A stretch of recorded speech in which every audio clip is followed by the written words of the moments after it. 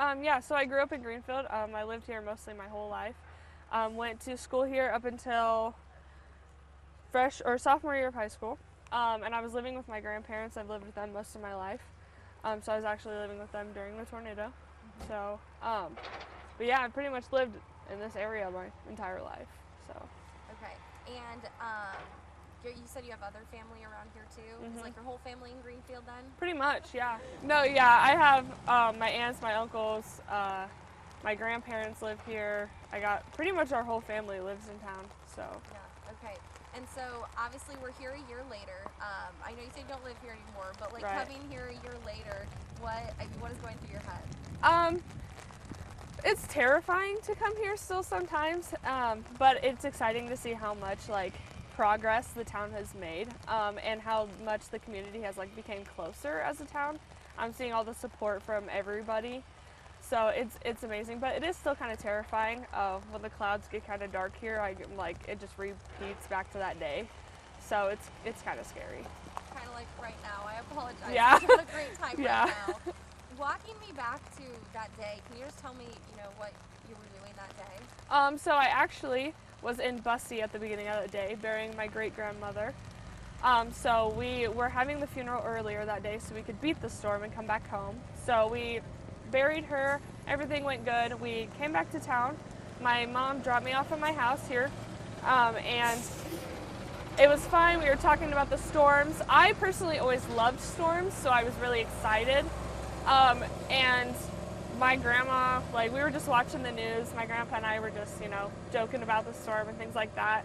And then the lights shut off, and it said that there was a tornado forming and it was coming to Greenfield. We didn't believe it because it always shifts and goes towards Creston, always has.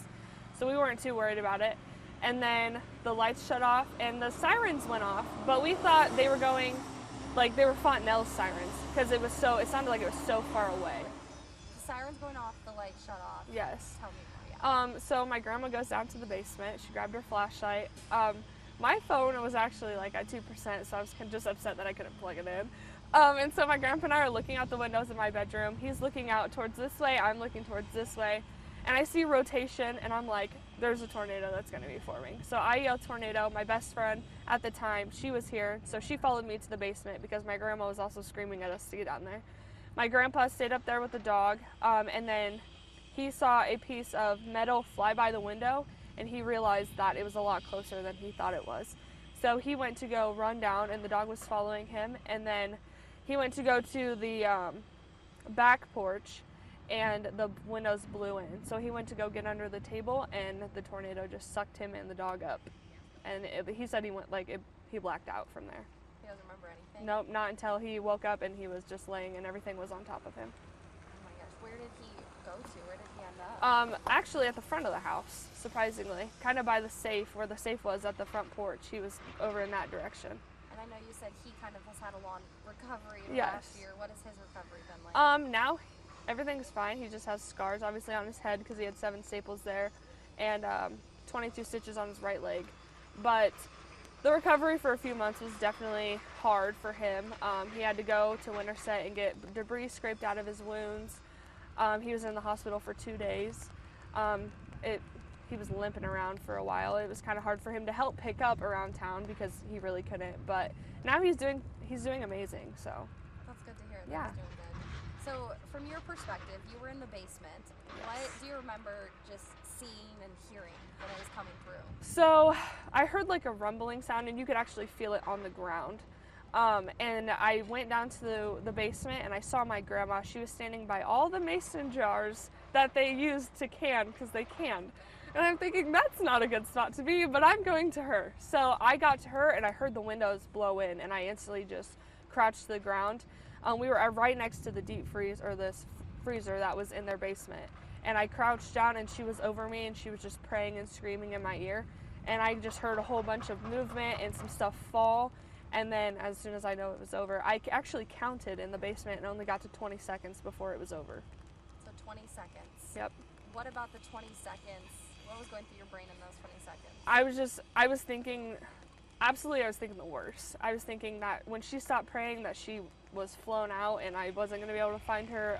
I was thinking that we weren't going to be able to get out. And then I opened my eyes after those 20 seconds and I saw daylight. And the first thing that came to mind was, oh, there's a hole in the roof. And then I processed, we're in the basement. We shouldn't be able to see the roof. And then I looked to the rest and it was all open. And I was like, oh, okay, yeah, no, this is worse than I thought. So you opened your eyes and you saw daylight. Were you under the rubble? What was it like after that? So my best friend, she was right next to me. Actually, all the rubble landed on her, kind of, and she was stuck in a weird position. My grandma and I actually got to stand up, but the floor to the house was actually above us, and the only thing holding that up was the freezer in the basement, and all of the house was on that floor, and it was all old and wet, and so we were just kind of panicking. We couldn't get out because of the way the rubble was sitting, so we had to wait for somebody to come get us out. How did you get out? A neighbor from 3 houses up, John, he heard us screaming and he was running, checking, and so he came over, and then Scott, that actually lived across the street, came over, and they were pulling us out, my grandma and I out. And did you know where your grandpa was at this point? We didn't. We were in the basement, and I screamed for him, and I heard him, and it sounded like he was standing right next to me. And I was like, what can you see? And he's like, I can see daylight above me and daylight below me, and the only thing I can move is my left arm. And I was like, okay. And then he started to tell me that he couldn't feel anything from the waist down. And I panicked because I thought something had lodged into his spine, and that's why he couldn't move. So I started panicking. So while you're going through these moments where you only see skylight, you're trapped in the rubble, you only can hear your grandpa, how would you describe that? Absolute terror. I mean, my grandparents are my favorite people on this earth, and the fact that I was upset that their house was gone, everything they worked for was absolutely destroyed, and the fact that I didn't know what condition my grandpa was in. I wasn't know if I was going to lose him, and I was terrified that we needed to get out before everything collapsed on my grandma. So it was more of stress and trying to make sure I could keep them safe, and kept talking to my grandpa so he wouldn't go unconscious and everything like that. But it was stressful, it was terrifying, wasn't sure if there was another one headed our direction, what was going on in that moment. After you guys were helped out of the rubble, what happened then? I just bawled. I dropped to the floor and I cried because my whole childhood is gone. Everything that I've ever known my whole life has just disappeared in an instant. And people were checking on me, but I kept telling them to go and get my grandpa because I wanted him out. It took them 45 minutes to dig him out from under the rubble, so I was more worried about him. And the rest of that night, what was that? What did that look like for you? Terrifying. They sent my grandpa off. We didn't know what hospital they were going to because they were sending him to 3 different hospitals. My grandma was staying at her sister's house right over the street, and I was walking around town pretty much just trying to get videos of everything, trying to make sure everyone was okay. I actually saw a fire truck, and I got on the fire truck and made them go to my grandma to get checked out because something had fell on her back, and her back was swollen for days. And so I wanted to make sure she was okay. And then I got a ride from somebody who works on the wind turbines to my best friend's house in Corning because she also went to the hospital to get stitches. So, and I didn't sleep that whole night. Where did you go after that? Where did you stay after? So I ended up living with my best friend at the time. With her, I stayed the night. She had a guest room, so I was just staying in there.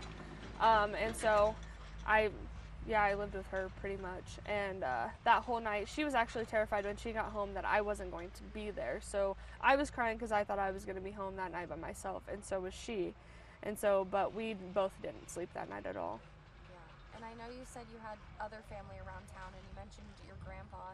If you're comfortable sharing, can you tell me about the rest of your family? Yeah, so my grandma Julie and my grandpa Lee lived right across the street from Casey's. And my grandma Julie was actually still in Bussy because it was her mom that we had buried that day. And so my grandpa Lee didn't end up going. But because of the amount of warning we got in Greenfield, he had a hard hearing, my grandpa Lee did. So he didn't really see it coming. So he was making it his way to the basement, and the whole house collapsed on him, and he had head injuries, and they got him out of the basement, but he ended up passing away later that day. When did you hear about that? The next day. The next day? Yep.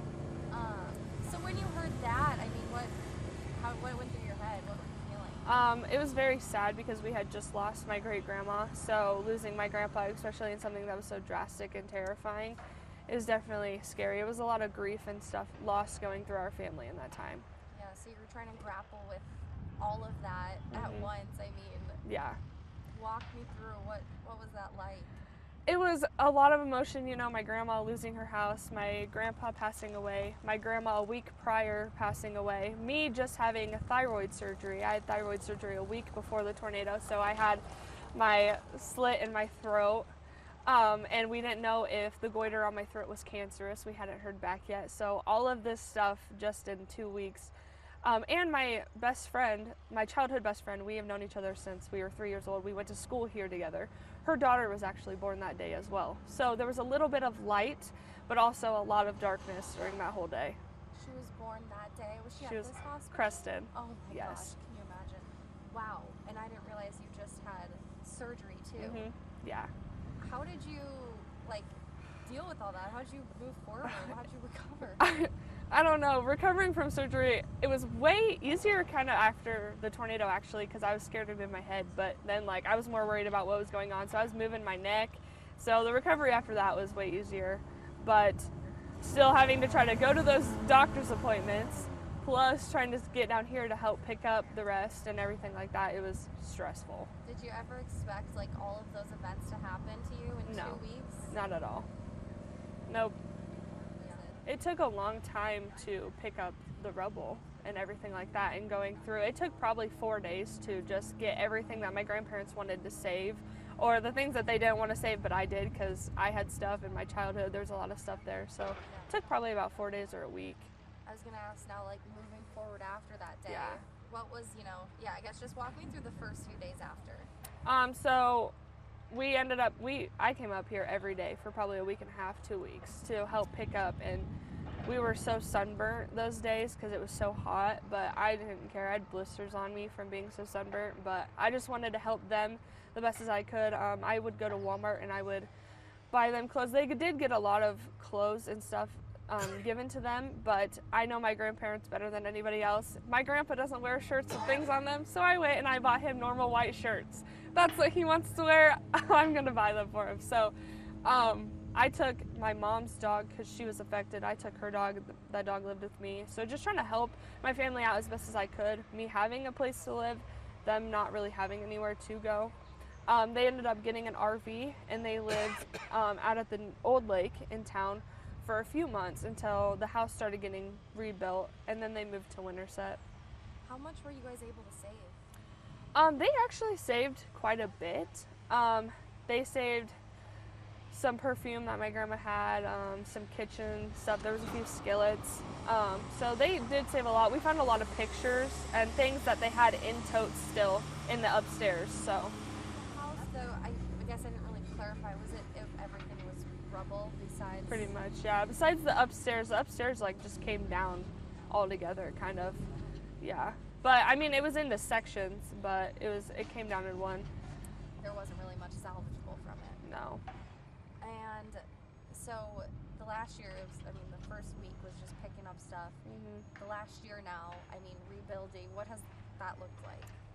Kind of antsy. I've been a little anxious because some days they were busier than others getting the house done, and I was just ready for them to get moved back in and kind of getting to their normal again. So I was so kind of stressed out. I would always text my grandma, anything new on the house? Yeah, anything new? She'd always send me pictures, and if something new big happened, she'd call me or I'd call her and we would talk about it and be excited. So I got pictures constantly of what the house would look like, or I would come up and take videos of the house and everything. So.